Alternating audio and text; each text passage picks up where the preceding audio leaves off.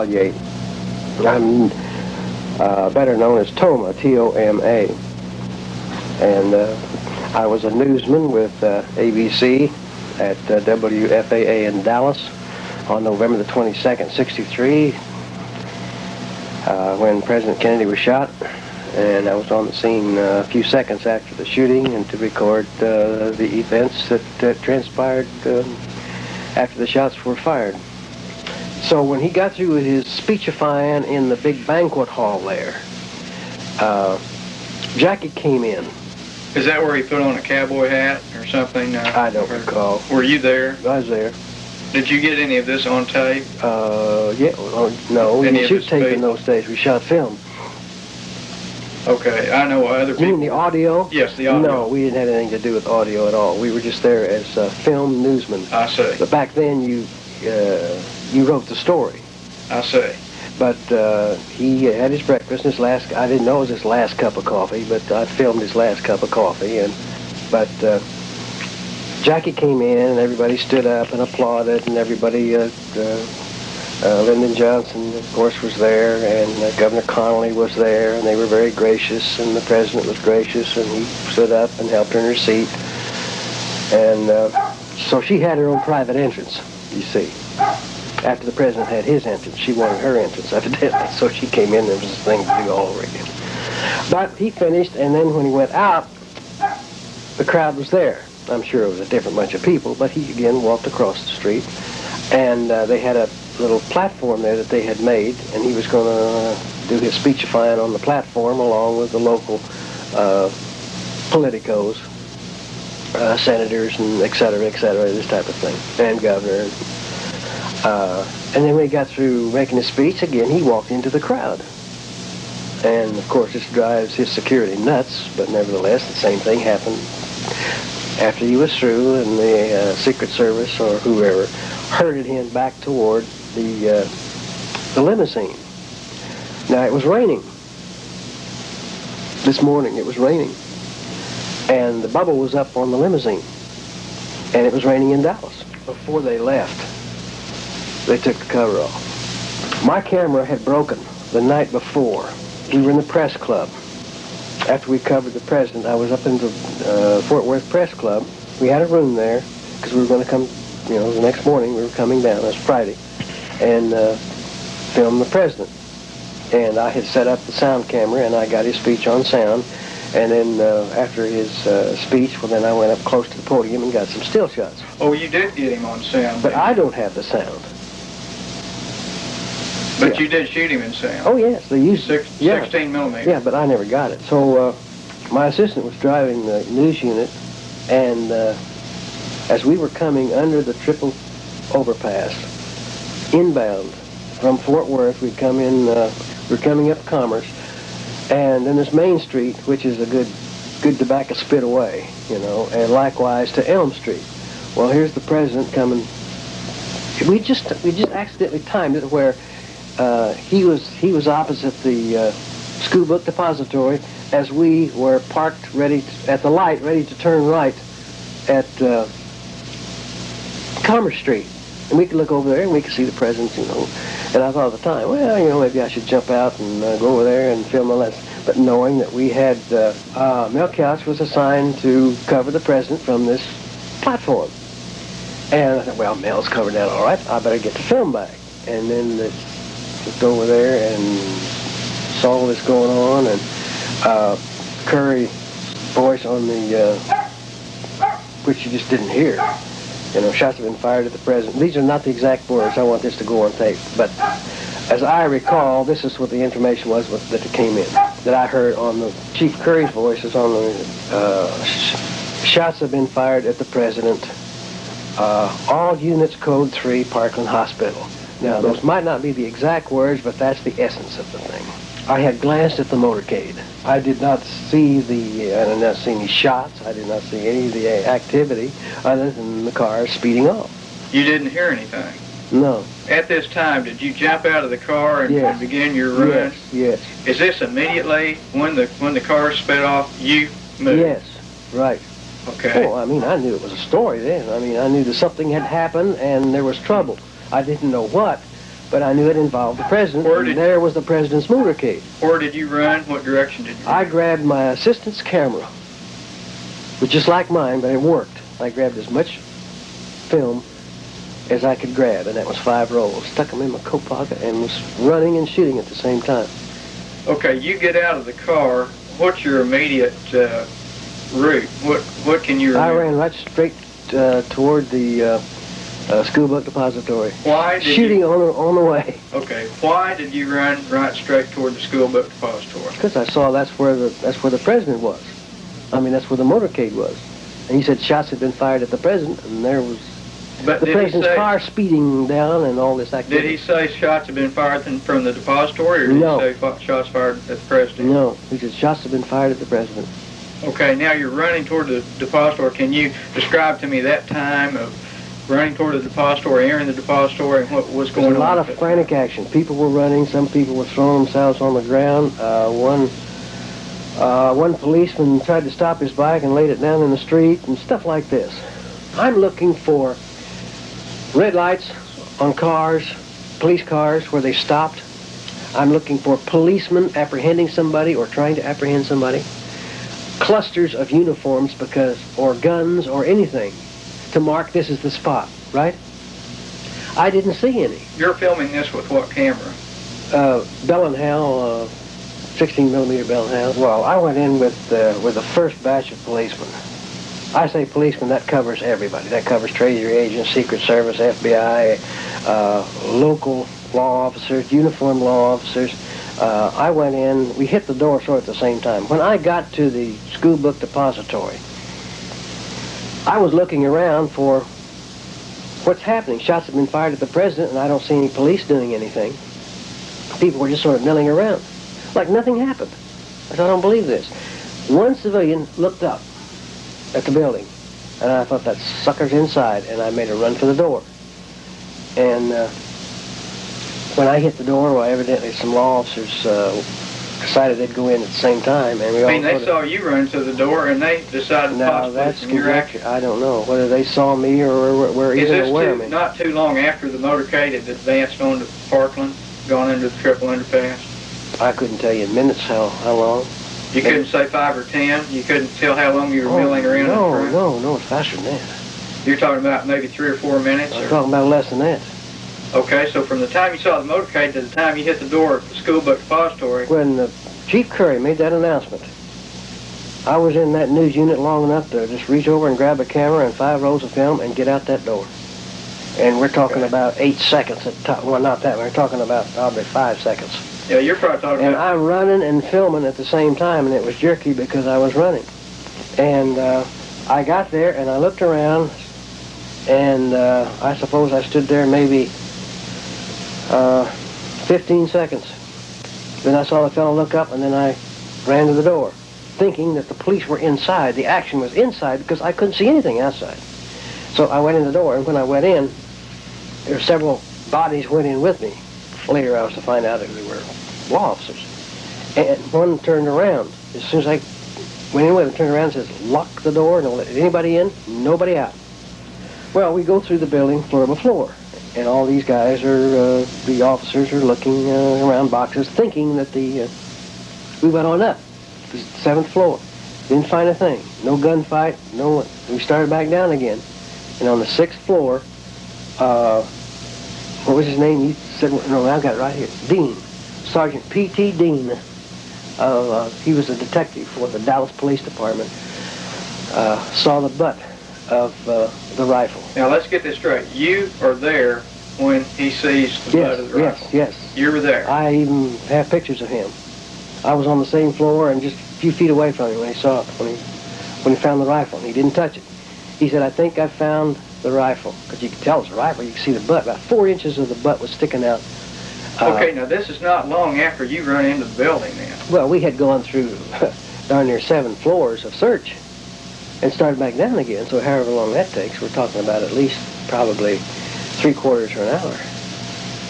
Oh, I see. So it's not minutes that in which the gun is found. No. It's a half hour or more. I would say, yeah. Okay. And Dean started to retrieve it, and he didn't touch it. And Captain Fritz said, don't anybody touch it. Of called a lab. And somebody called a crime lab, and the crime lab man came, and I'm just guessing. It seemed like forever to me because I wanted to see that rifle. And you stayed right there with it? Oh, yeah, never moved. In fact, this is interesting. They would not let me, the officers there would not let me get around where I could get a picture of the butt of the rifle. Okay, what are your recollections upon going to Parkland?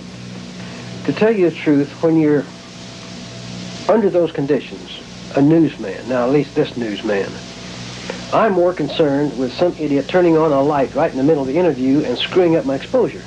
Do I crank back a half a stop? Do I, or a full stop? What's the power of his light? Is he shooting 500 or 1300 or 1,000 watts? What's the increase on this thing? And they kept doing it all the time, and I'm having to get film this thing.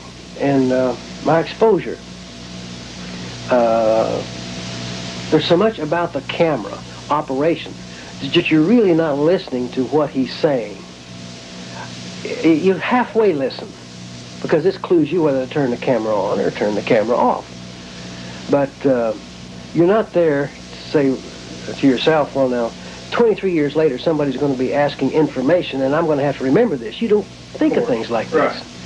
But I do recall that there were some kind of diagrams drawn. Now whether it was pertaining to the president's wound or whether it was Connolly's wound, and I'm sure these doctors weren't much of artists anyway, but we got, as I remember, most of our reports that we filmed, sound on, were concerning Connolly at that time because there wasn't too much you could do about the president. He was dead.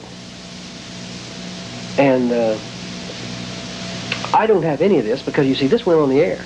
If it went on the air, I didn't get it. It wasn't thrown on the floor. There was film knee-deep in the editing room where they would just tear it off of reels and look at it about every 10 feet and see if that's what they want because they had to get it out over the air. And more than likely, it's destroyed or carried off by some other news. I have pictures of the little black boy that came in with a huge drum on wheels, and he would take the film that was on the floor and put it in and take it out and burn it. My man. And when I would come in to edit my film, I'd have to go right back out, but I would always pause enough to see if any of my film was going out and being burned, and because I at least wanted to save what I had shot of it, because I figured that this was going to be a historical thing, and I'd kind of like to have it for a keepsake. And I'd pick it up and look through it. If it looked like it was mine, well, I'd just put an empty reel up there and just crank it on there and stick it in my pocket. And I'd pick up another one, and then if it was somebody else's, I'd drop it, and I'd find something that was mine, because I was shooting so much of the stuff then that probably 50% of it was mine. That film was going through cameras like you wouldn't believe. Let's go from Parkland. Did you see the president's body leave? Did you go to No. Love Field to see it leave, No. or the casket? No. Nothing. No confrontation between Secret Service agents and the Dallas police? The last time I saw President Kennedy is when he got into the limousine in Fort Worth and pulled out of sight around the corner on his way to Air Force One. Okay. Where were you after Parkland? You go to Parkland. I was there for a long time. Discovery of a bullet. These reports kept coming in. Discovery of a bullet supposedly happened the next day, evidently, but anything important that you can recollect now at Parkland? Any eyewitnesses? Anybody that saw the president's body? Anybody that saw any bullets, bullet fragments, Jackie splattered with blood, and this type of thing? Nothing? I never saw Jackie again. You never saw Jackie? No. Rumor about the President Johnson suffering a heart attack. No, I didn't hear about it. And you said all this time Bob Walker's back at the newsroom. Okay.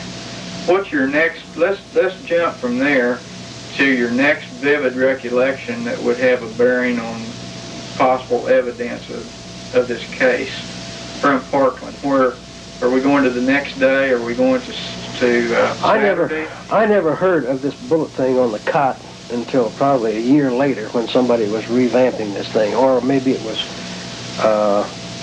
an article I'd stumbled across in Argosy or something like that. But as far as I know, it was not common knowledge that anybody found a bullet on any cot, no time, nowhere.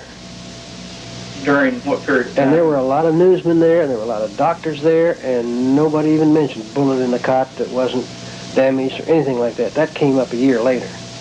It came up almost a year later? Well, I say a year later. It could have been 3 years later, but I mean, I heard about it. Okay, not 2 or 3 days later, but approximately a year when you would have when I heard about it. Now, I'm just saying from my standpoint, and I mixed and was with newsmen from all over the world. I mean, by that time, there were hundreds of people there. Okay, where do you go from Parkland? And we talked. You know, we shared information. You leave Parkland, then what's your next recollection that has a bearing on the case at all? I know you're probably tired. What'd you do, go home or keep on working? Well, I made so many trips in and out of Parkland while Governor Connolly was being worked on. We wanted reports of the governor. And that was sort of my beat, because that really, at that time, for the next day or two, was the only thing that we had to go on connected to the shooting, was Connolly. Any trips to see Oswald at the police station? Were you in any of those news conferences where Oswald disavowed any knowledge of shooting President Kennedy? During this, I never was at the police station. Now, I don't remember now what happened after I left Parkland, because really the only time that I left Parkland that I recall, other than going home and coming back, and we're going to have more, like Saturday, I was at the hospital getting reports, you know, when they were given on Connolly. Sunday, I was at the hospital. Nellie, the governor's wife, was making a statement to the press about her husband, the governor. And she broke down and started crying and could not finish her statement to the press.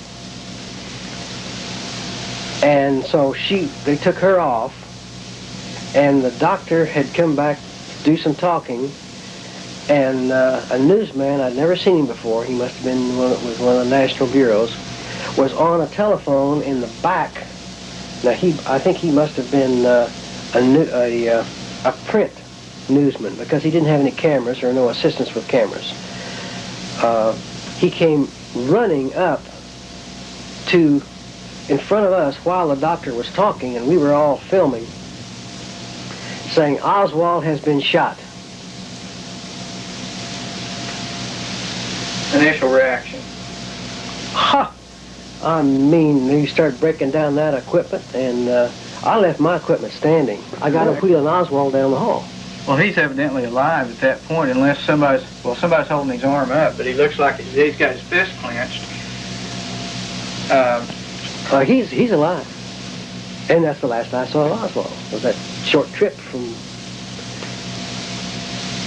Okay, now, you say can gain into some good stuff. Are you progressing to the Ruby trial, or are you... No, there's some stuff that we aren't into yet before the Ruby trial. It's important to know that the film that we were using was a black and white film of very high speed. It was outdoors in the sunshine, or when you've got sunlight or bright light. We use it without a filter, or with a filter. Okay. We put a filter in. That takes 3 stops off of it and puts us down into the exposure. Otherwise, we'd be overexposed. This is to give us the latitude.